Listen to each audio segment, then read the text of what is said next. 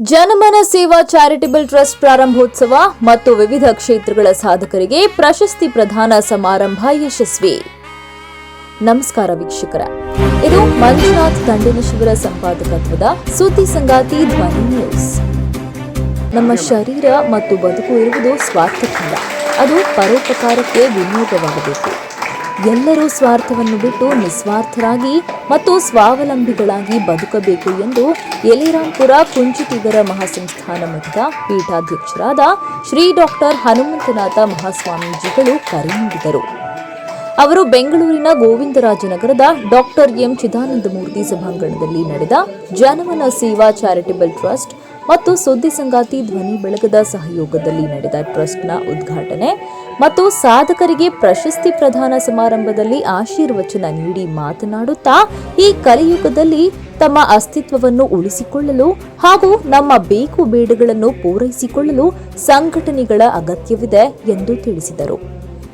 ಇಂದಿನ ಮಕ್ಕಳು ವಿದ್ಯಾವಂತರಾಗುವುದರ ಜೊತೆಗೆ ಸಂಸ್ಕಾರವಂತರಾಗಬೇಕು.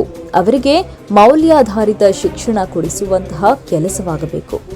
ಅವರ ತಂದೆ ತಾಯಿಯರು ಸಹ ಮಕ್ಕಳ ಸನ್ಮಾರ್ಗದಲ್ಲಿ ನಡೆಯುವಂತೆ ನೋಡಿಕೊಳ್ಳಬೇಕು ಎಂದು ಶ್ರೀಗಳು ಸಲಹೆ ನೀಡಿದರು. ಅಗತ್ಯವಿಲ್ಲದ ಆಡಂಬರದ ಪೂಜೆಗಳನ್ನು ಮಾಡುತ್ತಾ ಜನರಲ್ಲಿ ಮೌಢ್ಯ ಬಿತ್ತುವುದು ಸರಿಯಲ್ಲ. ನಮ್ಮ ಮಾತು ಮತ್ತು ಕೃತಿ ಯಾವಾಗಲೂ ಒಂದೇಯಾಗಿರಬೇಕು ಎಂದು ಸಮಾರಂಭದ ಅಧ್ಯಕ್ಷತೆ ವಹಿಸಿದ್ದ ವಚನ ಜ್ಯೋತಿ ಬಳಗದ ಅಧ್ಯಕ್ಷರಾದ ಎಸ್ ಪಿನಾಕಪಾಣಿ ಅಭಿಪ್ರಾಯಪಟ್ಟರು. ಜನಮನ ಸೇವಾ ಟ್ರಸ್ಟ್ ಒಳ್ಳೆಯ ಆಶಯದೊಂದಿಗೆ ಅಸ್ತಿತ್ವಕ್ಕೆ ಬಂದಿದೆ. ಇಂತಹ ಸಂಘಟನೆಗಳು ನೆಲ, ಜಲ, ಭಾಷೆಯ ಬಗ್ಗೆ ಕೆಲಸ ಮಾಡಲಿ. ಜನರು ಸಹ ಇಂತಹ ಸಂಘಟನೆಗಳ ಜೊತೆ ಕೈಜೋಡಿಸಲಿ ಎಂದು ಅವರು ಆಶಯ ವ್ಯಕ್ತಪಡಿಸಿದರು.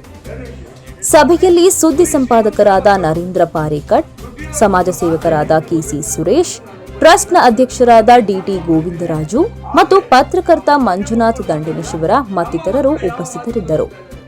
ಸಮಾರಂಭದಲ್ಲಿ ಸಾಹಿತಿ ಹಡವನಹಳ್ಳಿ ವೀರಣ್ಣಗೌಡರ ಉರಿವ ದೀಪದ ಕೆಳಗೆ ಕೃತಿಗೆ ವಿಚಾರವಾದಿ ಡಾಕ್ಟರ್ ಎಚ್ ನರಸಿಂಹಯ್ಯ ಹೆಸರಿನ ರಾಜ್ಯಮಟ್ಟದ ಪುಸ್ತಕ ಪ್ರಶಸ್ತಿ ನೀಡಿ ಗೌರವಿಸಲಾಯಿತು.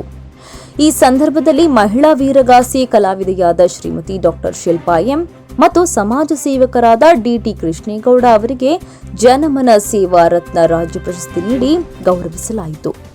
ಕುಮಾರಿ ಶ್ರೀರಕ್ಷಾ ಸ್ವಾಗತಿಸಿ ಸಿದ್ದೇಶ್ವರಪ್ಪ ವಂದಿಸಿದರು. ರಂಗಭೂಮಿ ಕಲಾವಿದ ರವಿಕಾಂತ್ ಕಾರ್ಯಕ್ರಮ ನಿರೂಪಿಸಿದರು.